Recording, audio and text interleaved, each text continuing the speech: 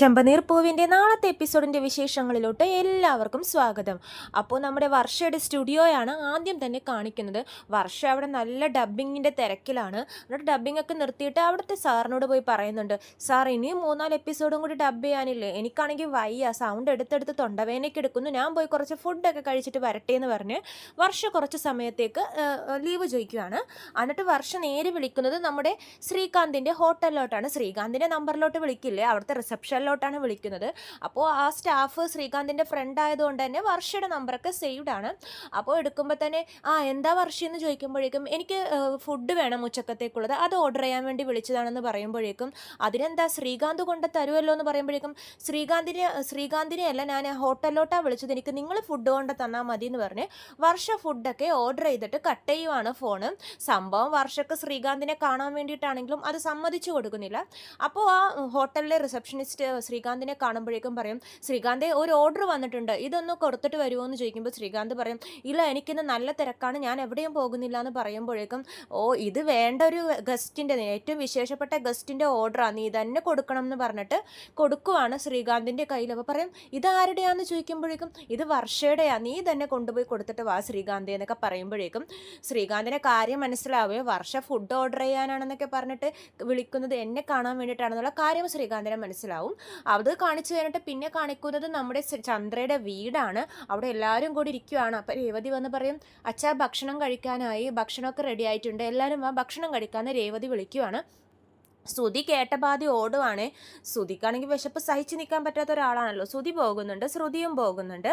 അപ്പോൾ സച്ചിയും എല്ലാവരും ഫുഡ് കഴിക്കാൻ വേണ്ടി പോകുവാണ്. ശ്രുതി ഫുഡ് കഴിക്കാൻ പോകുന്ന ടൈമിൽ രവീന്ദ്രൻ ചോദിക്കുന്നുണ്ട്, ശ്രുതി നീ ജോലിയൊന്നും നോക്കുന്നില്ലേ? അപ്പോൾ ശ്രുതി പറയുന്നുണ്ട്, അച്ഛാ ഞാൻ ആ കാനഡ ജോലി തന്നെ ട്രൈ ചെയ്തുകൊണ്ടിരിക്കുവാന്ന് പറയുമ്പോഴേക്കും രവീന്ദ്രൻ പറയും, എടാ നീ അത് വിട്, നീ ഇവിടെ തന്നെ എന്തെങ്കിലും ജോലി നോക്കാൻ പറയുമ്പോൾ അതിന് കുറേ കാശ് ആവശ്യമില്ലേ ശ്രുതി, നീ ഇവിടെ തന്നെ എന്തെങ്കിലും ജോലി നോക്കുന്ന രവീന്ദ്രൻ പറയുവാണ്. അപ്പോൾ ശ്രുതി പറയുന്നുണ്ട്, അതൊക്കെ റെഡിയാവും അച്ഛാ, പൈസയൊക്കെ റെഡിയാവും എന്ന് പറയുമ്പോഴേക്കും സച്ചി പറയുന്നുണ്ട്, അവൻ എന്താണ് അച്ഛാ, അവന് മലേഷ്യയിലല്ലേ അമ്മായപ്പനുള്ളത്, അമ്മായപ്പൻ അയച്ചു കൊടുക്കും കാശ്, എന്താടാ കാശൊക്കെ അയച്ചു തന്നോ? അപ്പോൾ ശ്രുതി പറയുന്നുണ്ട്, അതൊക്കെ എത്തേണ്ട സമയത്ത് എത്തിക്കോളും, നീ ഇടപെടാൻ നിൽക്കണ്ടെന്ന് പറയുന്നുണ്ട്. അപ്പോൾ സച്ചി കളിയാക്കുവാണേ, ഇത് പാലറേട്ടത്തി പറയുന്ന പോലെ അച്ഛൻ വരും, അച്ഛൻ ഇപ്പോൾ വരും എന്ന് പറഞ്ഞിട്ട് അപ്പൂപ്പനും പോലും വന്നില്ല എന്ന് പറയുമ്പോഴേക്കും നമ്മുടെ ശ്രുതിക്ക് ദേഷ്യം വരും. ശ്രുതി പറയാൻ പോകുന്നുണ്ട്, എൻ്റെ കാര്യത്തിൽ ഇടപെടണ്ടെന്ന് പറയാൻ പോകുമ്പോഴേക്കും സച്ചി പറയും, അതല്ലേ പറയാൻ പോകുന്നത്, എനിക്കറിയാം, അതുകൊണ്ട് ഞാൻ ഇനിയൊന്നും മിണ്ടുന്നില്ല, നിങ്ങൾ എന്തെങ്കിലും ചെയ്യുമെന്ന് പറയുവാണ്. അപ്പോൾ രവീന്ദ്രൻ ഉപദേശിക്കുന്നുണ്ട് ശ്രുതിയെ, എടാ ജോലി പൈസ കൊടുത്ത് പോകുന്ന ജോലിയൊന്നും വിശ്വസിക്കാൻ പറ്റത്തില്ല, നീ ഇവിടെ തന്നെ എന്തെങ്കിലും ജോലി റെഡിയാക്കാൻ നോക്ക്, വാ നമുക്ക് ഫുഡ് കഴിക്കാം എന്ന് പറഞ്ഞിട്ട് എന്നിട്ട് എല്ലാവരും കൂടി പോകുവാണേ. രവീന്ദ്രൻ രേവതിയോട് ചോദിക്കുന്നുണ്ട്, ചന്ദ്ര എവിടെ മോളേന്ന് ചോദിക്കുമ്പോഴേക്കും രേവതി പറയും, അച്ഛൻ ആ ഫുഡ് കഴിക്കാൻ വേണ്ടി വിളിച്ചു, അമ്മ വരുന്നില്ല, ഫുഡൊന്നും വേണ്ടെന്നാ പറയുന്നതെന്ന് പറഞ്ഞു.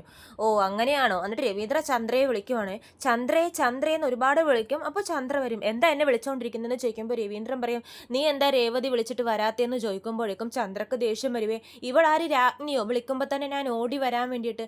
അപ്പോൾ രവീന്ദ്രൻ പറയുന്നുണ്ട്, രാജ്ഞിയൊന്നും അല്ല, ഫുഡ് കഴിക്കാൻ വേണ്ടിയല്ല അവൾ വിളിച്ചത്, നിനക്ക് വന്നൂടെ എന്ന് ചോദിക്കുമ്പോഴേക്കും ചന്ദ്ര പറയുന്നുണ്ട്, എനിക്ക് ഫുഡൊന്നും വേണ്ട.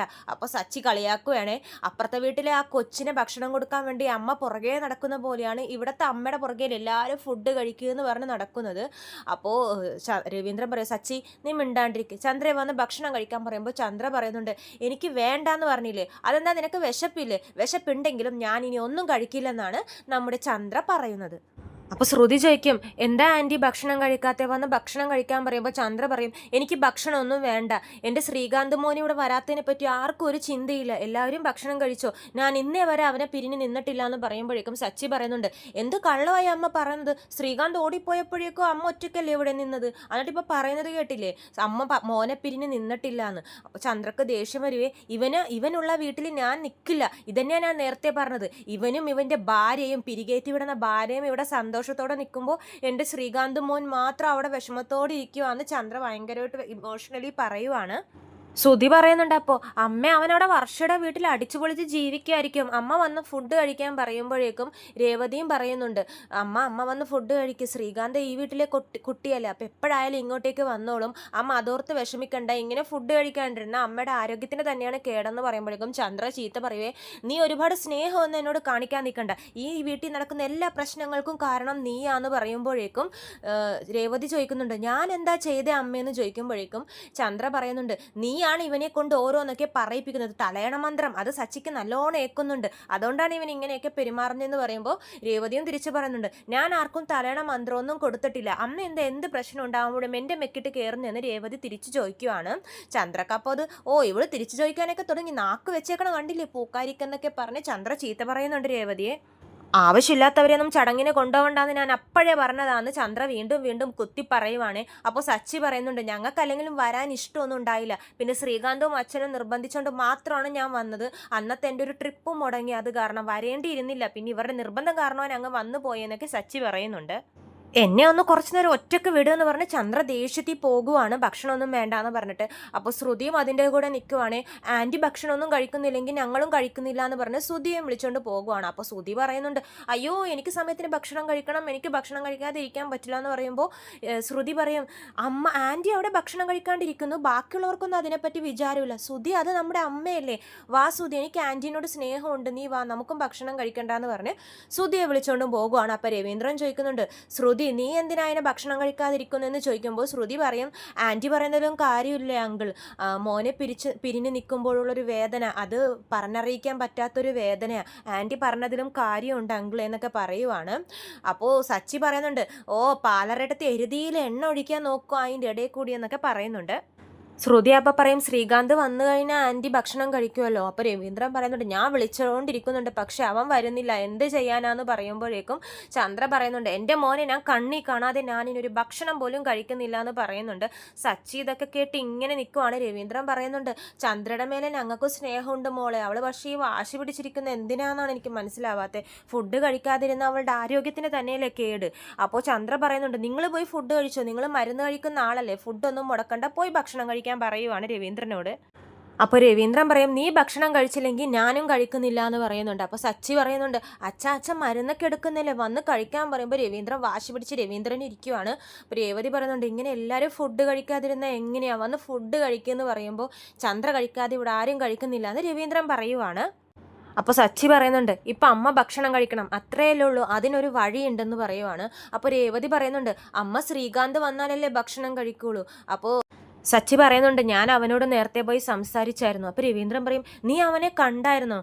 കണ്ടായിരുന്നു അച്ഛാ, അവനിപ്പോൾ വർഷയുടെ വീട്ടിലൊന്നല്ല നിൽക്കുന്നത്, ആ ഹോട്ടലിൽ തന്നെ എല്ലാവരും ഒരു മുറിയുണ്ട്, അവിടെയാണ് അവൻ നിൽക്കുന്നതെന്ന് പറയുമ്പോൾ ചന്ദ്ര പറയും, കണ്ടോ എൻ്റെ മോൻ വീടില്ലാത്തവനെ പോലെ ഒരു ഹോട്ടലിൽ പോയി താമസിക്കുക, അതും ഒരു ചെറിയ മുറിയിലെന്നൊക്കെ പറഞ്ഞ് ചന്ദ്ര വീണ്ടും ഇമോഷണൽ ആവുകയാണ്. അപ്പോൾ സച്ചി പറയുന്നുണ്ട്, ഞാൻ അവനെ ഇങ്ങോട്ടേക്ക് വിളിച്ച് സോറിയൊക്കെ പറഞ്ഞു, പക്ഷെ അവൻ വർഷയില്ലാതെ ഇങ്ങോട്ടേക്ക് വരില്ല എന്നാണ് പറഞ്ഞുകൊണ്ടിരിക്കുന്നത്, വർഷയെ സമാധാനിപ്പിച്ചുകൊണ്ട് അവൻ കൂട്ടിക്കൊണ്ട് എന്ന് പറഞ്ഞിട്ടുണ്ട് അച്ഛാ, അതുകൊണ്ട് സമാധാനമായിട്ടിരിക്കുക, ഏതായാലും വർഷയുടെ വീട്ടിൽ നിന്ന് ഹോട്ടൽ വരെ എത്തിയില്ലേ, ഇനി ഹോട്ടലിൽ നിന്ന് നമ്മുടെ വീട്ടിലോട്ട് അധികം താമസിയാതെ എത്തും, അവൻ എനിക്ക് വാക്ക് തന്നിട്ടുണ്ട് വർഷയെ കൂട്ടിക്കൊണ്ട് വരും എന്നൊക്കെ, അച്ഛനൊന്നും വിഷമിക്കണ്ട, ഇപ്പം അമ്മ ഭക്ഷണം കഴിക്കണം അത്രയല്ലേ ഉള്ളൂ, നിങ്ങളിവിടെ ഇരുന്നോ ഞാനിപ്പോൾ വരാമെന്ന് പറഞ്ഞ് സച്ചി പുറത്തോട്ട് പോകുവാണ്.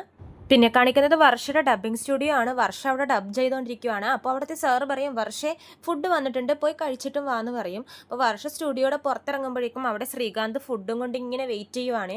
വർഷ അപ്പം ഇങ്ങനെ നോക്കിക്കൊണ്ടിരിക്കും. എന്നിട്ട് പറയും, ഞാൻ ഫുഡല്ലേ ഓർഡർ ചെയ്തത്, ഷെഫിനെ ഓർഡർ ചെയ്തില്ലല്ലോ എന്ന് പറയുമ്പോഴേക്കും ശ്രീകാന്ത് പറയുന്നുണ്ട്, ഞാൻ ഫുഡും കൊണ്ട് വന്നതാണ് നിനക്ക് തരാൻ വേണ്ടിയിട്ടെന്നൊക്കെ പറഞ്ഞിട്ട് ഫുഡൊക്കെ അവിടെ വിളമ്പി വെക്കാൻ പോകുവാണ്.